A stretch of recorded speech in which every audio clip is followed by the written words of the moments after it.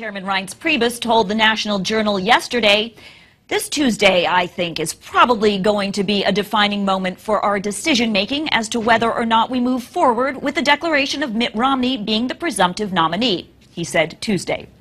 Reince Priebus joins me now from Scottsdale, Arizona. Hi, Reince. Thanks for being with us. Today's event was supposed to help. Jessica. Today's event was supposed to help unite the Republican Party behind Mitt Romney.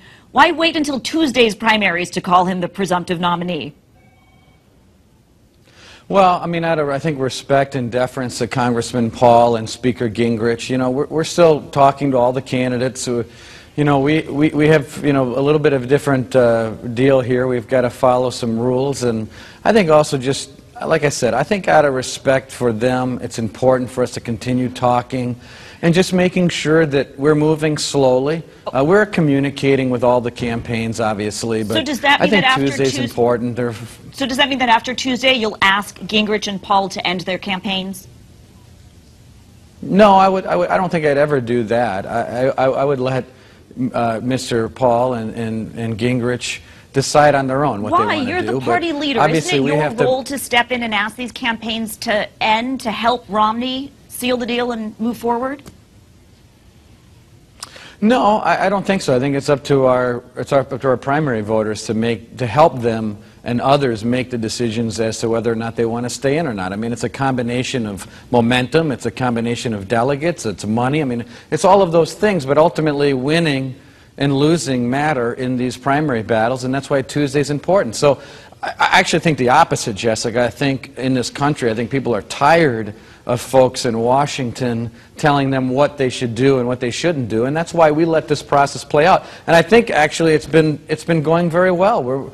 I think if you look at how the governor's doing, he's doing well. The party is getting pretty well unified, but we've got a few more days or weeks to go. Okay, on that, CNN is reporting that RNC members and state chairmen had to sign a form pledging to support Governor Romney at the national convention before they could attend a private event with him today. 3 Iowans apparently refused to sign that loyalty pledge.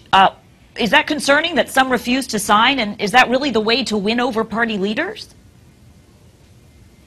Well, no, I don't know a whole lot about that, actually, Jessica. I think the Romney campaign had their own event for their own supporters, and they were doing some things there, but actually the folks from Iowa did actually end up taking their picture, and it wasn't a big deal. And there are some party rules, actually, Jessica, that don't allow informal endorsements prior to declaration of presumptive nominees. So that formality means something in a lot of states, and that's really the reason why some of this stuff goes on. It's not really out of disloyalty or anything like that. It just has to do with party rules in different states. Okay, let's look ahead to the general election. You wrote an op-ed in Politico this week saying President Obama is not doing enough for Latino voters, and that, quote, Latinos also face an unemployment rate that is higher than the national average. But look at this. In the latest NBC Wall Street Journal poll, 69% of Latinos support the president compared to 22% approval for Mitt Romney. That is huge ground to make up for your likely presumptive Republican nominee. How do you do that without major changes in policy?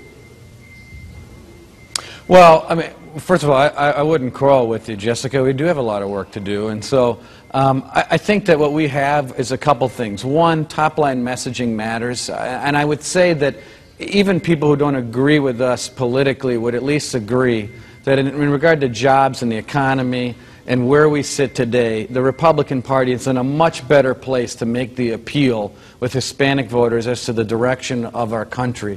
We've got better messengers, Marco Rubio, Luis Fortunio, Susana Martinez, Brian Sandoval. But I think for the committee, what we need to do is and what we're doing by rolling out Hispanic Victory Centers around the country, Hispanic Victory Directors around state parties. And what I'm telling you is that we need to communicate on the ground in Hispanic and Latino communities across America, and we've not done a good enough job in doing that, and that's why we're rolling out that now, and I think you're going to see that gap shrink tremendously over